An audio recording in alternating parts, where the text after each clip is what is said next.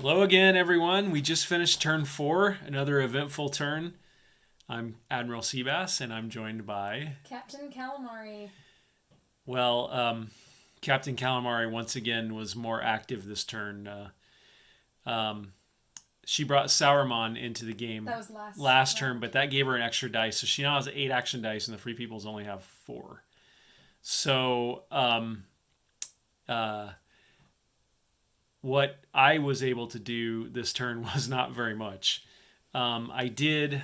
No, you played a pretty good card. Oh yeah, that's right. If you remember, in turn 3, she besieged Minas Tirith, and I played a card called Long Battle, which I could choose any region where I had a Free People's Army with a leader, and then I could eliminate all shadow faction figures in that region. So I eliminated everyone besieging Minas Tirith. So that was good. That was good for you. Yes, and then you did what after that? I played a card that forced the North to go back one on the political track, Yes. and then you used one of your dice to then move The them North back was to where they here. were, She moved him back to here, and then I moved him back which to there. essentially just made him waste a muster army die, which is Correct. what I wanted. But then she brought the first new faction into the game from the Yes. expansion. So I talk about that. I brought in the Hillmen of Dunland. You can see a couple of these and wacky hillmen right here. Yeah, and right they, here. they get recruited in the Isengard region. So I got to start with 4 of them, 2 in North Dunland and 2 in South Dunland.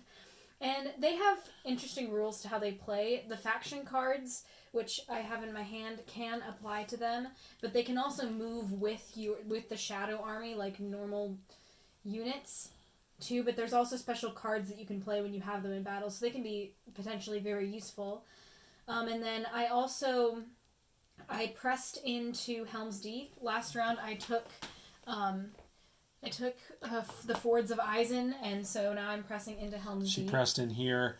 Before she could do that, I did manage to move one of my elite units into Helm's Deep, and then the elite and the regular both went into the Citadel there, and the Isengard bad guys put it under siege. Hey, it's fun to be the bad guys.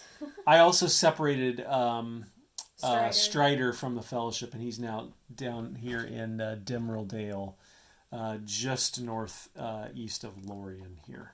So not sure what he's up to, and I'm not going to tell Captain Calamari what he's up to.